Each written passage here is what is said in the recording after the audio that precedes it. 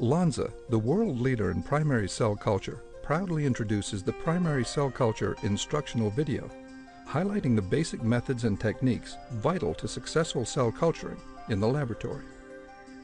This program is intended to introduce you to the basics of cell culturing techniques. As always, if you have questions or need specific information pertaining to your cell culture work, contact our technical service team or log on to our website, www.lonza.com, to obtain the necessary information quickly. Once you receive the Clonetic cell culture system, it is imperative that the following be done in a timely manner. Remove cryopreserved cells from dry ice and place them immediately into liquid nitrogen. Lonza reminds you that these products are for research use only. These products contain human source material and should be treated as potentially infectious. Each donor or cell strain is tested and found non-reactive for the presence of HIV-1, hepatitis B, and hepatitis C virus. All human-sourced products should be handled at biological safety level 2 to minimize exposure of potentially infectious products. Please remember to always wear gloves and safety glasses when working with all materials. Exercise caution when working with cryopreserved cells. Rapid temperature changes could cause splattering of liquid nitrogen. Wash hands thoroughly after performing all procedures. Do not smoke, eat, or drink in areas where reagents or cells are handled. Store Clonetics media in a 4 degrees Celsius refrigerator. When using the medium, take the amount you need under sterile conditions and return the bottle to the refrigerator. Always bring the medium to room temperature before use. If you plan to subculture within 3 days, store all growth supplements, Heapy's buffered saline solution, and trypsin neutralizing solution at 4 degrees Celsius. Trypsin EDTA solution has a limited shelf life at 4 degrees Celsius. Trypsin EDTA should be stored at -20 degrees Celsius in a dark, non-freeze thaw freezer. Repeated freeze-thaw cycles can have a detrimental effect on the trypsin activity and is not recommended. If trypsin EDTA is frozen, store at -20 degrees Celsius. If you do not plan to set up the cell culture, store all growth supplements and subculture reagents in a -20 degrees Celsius freezer. When preparing cell culture media, it is vital to reduce the risk of contamination by rinsing and drying each bottle, vial, or culture vessel with 70% ethanol or isopropyl alcohol before placing in the sterile hood. Thaw, warm, or equilibrate media and components to room temperature and collect basal media, supplements, and growth factors along with culture vessels in the sterile hood. Preparing Clonetic supplemented culture media for use is fast and easy. All concentrations and volumes of the required growth factors and supplements for a specific cell type are pre-measured and ready to add directly to the 500 milliliter basal media bottle. Simply add the entire amount of each individual vial of growth factor or supplement into the basal media bottle with a pipette. Tighten cap and swirl gently. Note: refer to cell-specific instruction sheets to ensure correct growth factors and supplements are added to your basal media. Your supplemented cell culture media is complete and ready for use.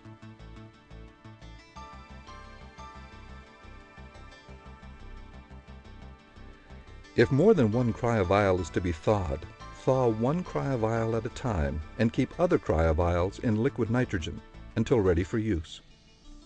Cryopreserved cells are very delicate. Thaw and return them to culture as quickly as possible with minimal handling.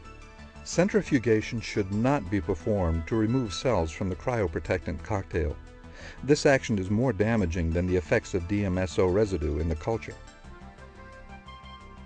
To set up cultures, calculate the number of vessels needed based on recommended cell seeding density and the surface area of vessels being used. Contact Technical Services for additional details. Add appropriate volume of media to culture vessels, approximately 1 milliliter of growth media per 5 centimeters squared surface area of the vessel used for cell culturing. An example would be to add 5 milliliters of growth media to one T25 culture flask. Remove the cryovial of cells from storage. Wipe cryovial with ethanol or isopropyl alcohol before opening. In a sterile field, briefly twist the cap a quarter turn to relieve the internal pressure, and then retighten. Do not open the cryovial completely. Holding the cryovial, dip the bottom 3/4 of the cryovial in a 37 degrees Celsius water bath and swirl gently for 1 to 2 minutes until contents are thawed. Watch your cryovial closely. When the last sliver of ice melts, remove the cryovial from the bath. Do not submerge it completely. Thawing the cells for longer than 3 minutes will obtain less than optimal results. Remove the cryovial immediately, wipe it dry, and transfer to a sterile field where the equilibrated vessel should be waiting, ready to seed. Rinse the cryovial with 70% ethanol or isopropyl alcohol and then wipe to remove excess. Please note the color of the thawed cryovial. Ideally, the color of the thawed cryovial should be pink. If the color is not pink, still seed the cells. Note the color and mention this fact to your technical service specialist if seeding is not successful. Remove the cap, being careful not to touch the interior threads with your fingers. Using a micropipette set to 800 microliters with a 1000 microliter tip, put the tip into the cryovial and resuspend the cells. Use a gentle, slow and steady up and down pipetting motion no more than 5 times. Do not resuspend quickly and keep the tip near the bottom of the vial to avoid making bubbles. Dispense an equal amount of cells into the flasks set up earlier. For example, if 4 T25 flasks were prepared, set the micropipette to 250 microliters and dispense. If 8 T25 flasks were prepared, set the micropipette to 125 microliters and dispense. Replace the cap or cover and gently rock the vessels to evenly distribute cells. Loosen caps if necessary to permit gas exchange. Return the culture vessels to the 37 degrees Celsius 5% CO2 incubator. Lay them flat on the shelf, providing the largest surface area for cells to attach. The cells will anchor to the bottom surface of the flask. Change the growth medium the day after seeding to remove residual DMSO and unattached cells. Then every other day thereafter. Examine cells daily. Successfully recovered cultures will exhibit the following: cells with clear, non-granular cytoplasm. Examine cells daily and note any color changes in the culture media or any visible contamination in the plate or flask. 10x or 20x magnification is recommended for routine observation of cells. The following day, cells should have settled and attached to the bottom of the flask or plate. Rounded up or detached cells should be noted and will be removed by feeding or subculturing. Determine the percent confluency of your culture. Confluency is an estimated percent of culture surface area covered by active or growing cells in culture. Some cells may become contact inhibited and cease growing if they become too crowded in the culture. Monitor your cells carefully and subculture as needed to avoid decreased growth and senescence. Feeding or subculturing your cells will depend upon percent confluency of the cultures. Observe and note this when conducting daily examinations of your cells. If cells appear to be healthy and less than 40% confluent, as shown here, simply change the media or feed cultures and return to 37 degrees Celsius incubator to allow for further cell expansion and growth. If cells appear to be healthy and greater than 60% confluent, shown here, your cells may need to be subcultured or split to allow proper expansion and growth and avoid cells becoming contact inhibited and senescent.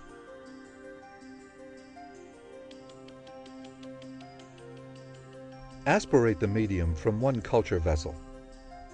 Rinse the cells with 2 to 3 milliliters of room temperature phosphate buffered saline solution or Heapy's buffered saline solution. Do not forget this step. the medium contains proteins that neutralize the trypsin, making it ineffective. Aspirate the phosphate BSS or Heapes BSS from the flask. Repeat this rinse to completely remove serum and protein from the cell monolayer. Cover the cells with 2 milliliters of trypsin EDTA solution. Rock the flask to make sure all cells come into contact with the trypsin. Tighten the cap and begin monitoring the flask under the microscope. Continue to examine the cell layer microscopically. Allow the trypsinization to continue until 90% of the cells are rounded up. Please note, rounded up cells are spherical, have smooth edges, and are refractile or shiny. If the cells still have protruding nubs, they need more time to trypsinize.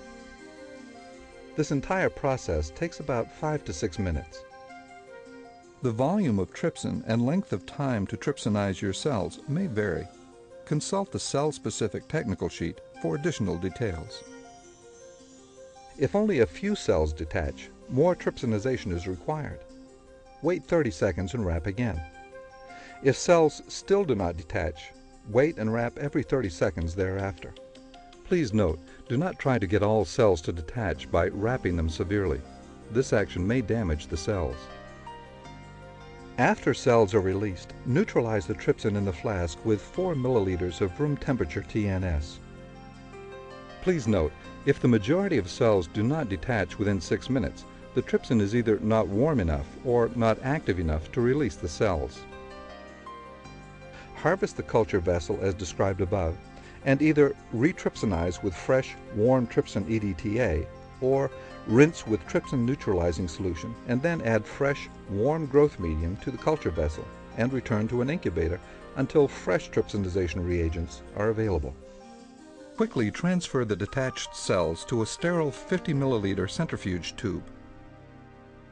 Rinse the flask with a final 2 milliliters of phosphate BSS or Heapes BSS to collect residual cells, and add this rinse to the centrifuge tube.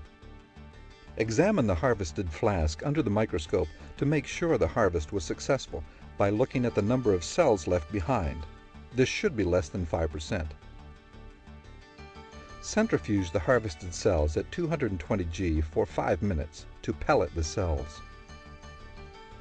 Aspirate most of the supernatant except for 1 to 2 milliliters. Flick the centrifuge tube with your finger to loosen the pellet. Dilute the cells in 4 to 5 milliliters of growth medium and note the total volume of the diluted cell suspension. Please note, to obtain the best results from your cells, assess cell yield and viability using the trypan blue exclusion method. Count the cells with a hemocytometer or cell counter and calculate the total number of cells.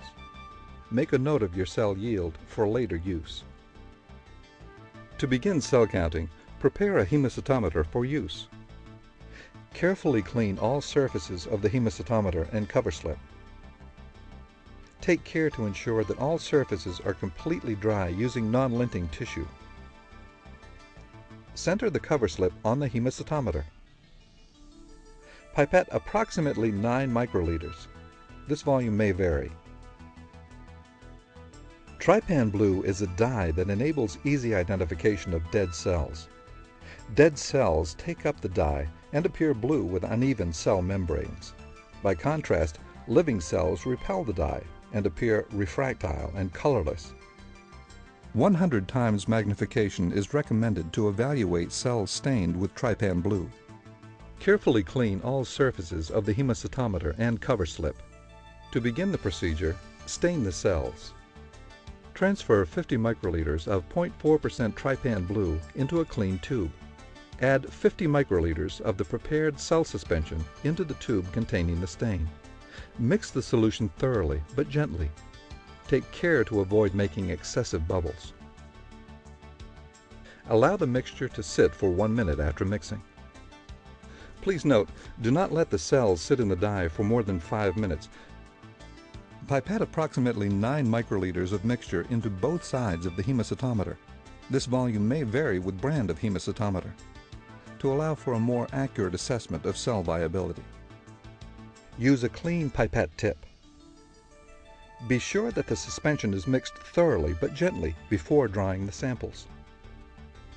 Fill the chambers slowly and steadily. Avoid injecting bubbles into the chambers. Do not overfill or underfill the chambers. Now it's time to determine cell viability. Allow the suspension to settle in the chambers for at least 10 seconds. Count all of the stained cells in each of the 4 corner squares of the hemocytometer. Separately count all of the unstained cells in the same squares.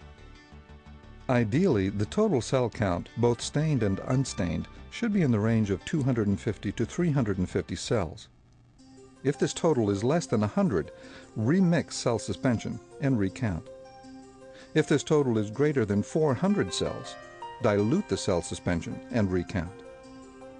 After mixing the diluted cells with a 5 milliliter pipette to ensure uniform suspension, dispense the volume of suspension calculated above into the prepared subculture flasks.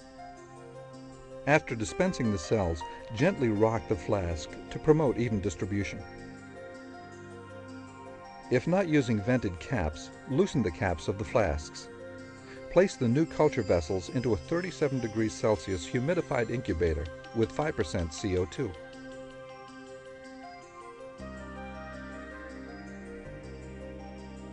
After 24 hours, examine the cells under the microscope. At least 30% of the cells should have attached to the culture flask. Some cells will be loosely adherent, but most will have spread out on the culture flask surface.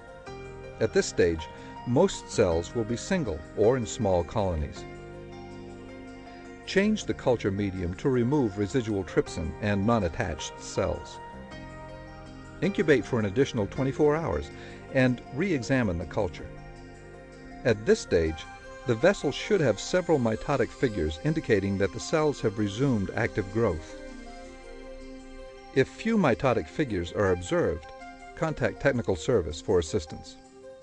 Change the medium again 48 hours after the day 1 feeding, and every 48 hours thereafter. Examine the culture daily. Passage cultures again when cells reach the recommended level of confluency indicated in the cell-specific instructions. If seeded at the recommended seeding density, this should take from 4 to 10 days, depending on cell type and lot. Please note, Clonetics' primary human and animal cells have a limited lifespan in culture and cannot be passaged indefinitely. Please see the technical data sheet or cell-specific instructions for details on how many population doublings can be expected from each cell type, or contact technical service. Culturing primary cells doesn't have to be a challenge. Following these helpful tips and techniques, you are guaranteed to maximize your cell culture work and obtain more reliable, relevant, and consistent results. Trust your vital cell biology research to the experts. As your partner, we are committed to delivering superior products, experience, and unmatched technical support that will ensure your cell culturing success. Contact Lonza today for more details.